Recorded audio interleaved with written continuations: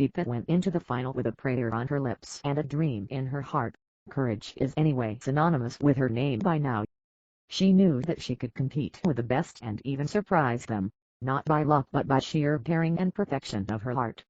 Rio de Janeiro. Don't ever think India can't do anything. India can do a lot.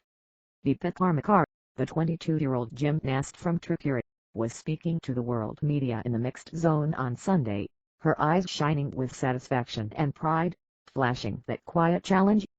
The experts who were smiling indulgently looked at her and were taken aback by her confidence.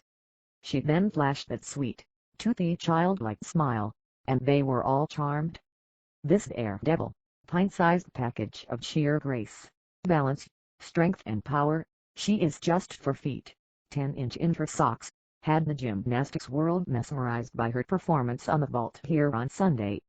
She had written a new chapter in Indian sport by qualifying for the women's vault final as the 8th qualifier. That was something unimaginable in a country where balancing on a rope is seen as a street art perfected by the tribals. She went into the final with a prayer on her lips and a dream in her heart. Courage is anyway synonymous with her name by now. She knew that she could compete with the best and even surprise them, not by luck but by sheer daring and perfection of her heart. Dipa started 6th in the group. Julia Steinberger of Switzerland, who had performed before her, was leading with a score of 15.216. Dipa knew that the 2 gymnasts after her, Maria Pliskova of Russia and Simone Biles of the US, were more experienced and could trump her. She had to better the Swiss lady's score. She started with her first routine, the Sukager 720. Any vault that has a handspring with 14 to 12 turn onto the vault table into a salto backwards is classified as a Sukager vault. Dipa is still trying to perfect it, but she landed clean, to a huge round of applause.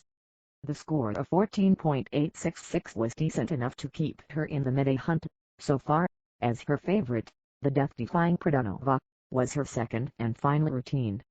She went through the process, like only she can on this earth, and landed on her feet, her 47 kilograms frame taking the weight of about 90 kilograms. She went down a bit and was up with a spring, beaming and waving as the crowd roared its approval. She earned a 15.266 for this act for an average total of 15.066, second behind the Swiss girl. She went back to her bench and sat down, watching the final 2 performances with bated breath. The Russian got a 15.253 while Biles was way ahead of others with 15.966. Dipa had no complaints. She was not here to benefit from others' mistakes. She was here to perform, and give her best. She was satisfied. The other 3 were better than me. But I am happy that I finished 4th. They are all much more experienced. This is my first Olympics, Dipa said later. This is also my highest score in the Pradhanova, 15.266. My earlier best was 15.22. But I know I can do better. She sure can, in both the routines.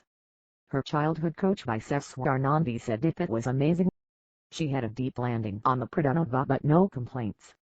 She has made us all proud, he said. The only worry now is that Dipa, who was forced to borrow a gym costume and competed without shoes in her first competition, will be chased by sponsors back home. Everyone will want to be associated with her. Sports management companies will make a beeline to sign her and turn her into a brand. She is a simple, uncomplicated girl. It would be best to leave her alone and let her do what she does best, create magic on the vault. A bid to commercialize the Pradhanova girl would kill the beautiful Indian story.